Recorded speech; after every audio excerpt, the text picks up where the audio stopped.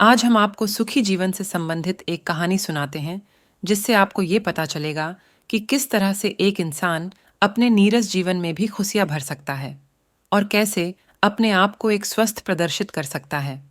Channel को subscribe नहीं किया है, तो प्लीज़ सब्सक्राइब कर देना। ये बात बहुत पुरानी है। प्राचीन काल में वैशाली राज्य में विक्रम नाम का एक राजा हुआ करता था। राजा के पास सभी प्रकार की सुख सुविधाएं, सेवक हर समय उनकी सेवा उपलब्ध रहते थे। उन्हें किसी चीज की कमी नहीं थी। फिर भी राजा अपने जीवन से सुखी नहीं था, क्योंकि वह अपने स्वास्थ्य को लेकर काफी परेशान रहता था। वे सदा बीमारियों से घिरे रहते थे। राजा का उपचार महान राजवैद्यों द्वारा किया गया, फिर भी राजा स्वस्थ नहीं हो सके। समय के साथ राजा की बीमारी बढ़ती जा रही थी। अच्छे राजा की बढ़ती बीमारी से राज दरबार चिंतित हो गया। राजा की बीमारी दूर करने के लिए दरबारियों द्वारा नगर में ऐलान करवा दिया गया कि जो भी राजा का स्वास्थ्य ठीक करेगा, उसे 1,000 स्वर्ण मोहरें दी जाएगी। यह सुनकर एक वृद्ध आदमी राजा का इलाज करने राजा के महल में गया।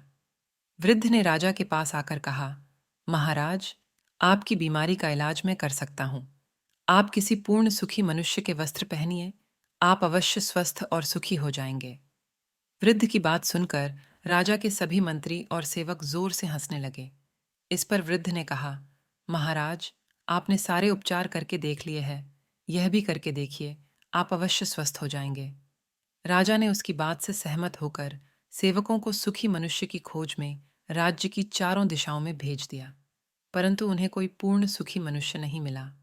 प्रजा में सभी को किसी न किसी बात का दुख था। अब राजा स्वयं सुखी मनुष्य की खोज में निकल पड़े। गर्मी के दिन होने से राजा का बुरा हाल हो गया और वह एक पेड़ की छाया में विश्राम करने के लिए रुका। तभी राजा को एक मजदूर इतनी गर्मी में मजदूरी करता दिखाई दिया। राजा ने उससे पूछा, क्या आप सुखी हो? मजदूर खुशी खुशी और सहज भाव से बोला, भगवान की कृपा से मैं सुखी हूं। यह सुनते ही राजा भी अति प्रसन्न हुआ। उसने मजदूर को ऊपर से नीचे तक देखा तो मजदूर ने सिर्फ धोती पहनी थी और वह मेहनत से पूरा पसीने से तर है। राजा यह देखकर समझ गया कि श्रम करने से ही एक आम मजदूर भी सुखी है और राजा कोई श्रम नहीं करने की वजह से बीमारी से घिरे रहते हैं। राजा ने लौटकर उस वृद्ध का उपकार मान उसे स्वर्ण मुद्राएं दी। अब राजा स्वयं आराम और आलस्य छोड़कर श्रम करने लगे। परिश्रम से कुछ ही दिनों में राजा पूर्ण स्वस्थ और सुखी हो गए।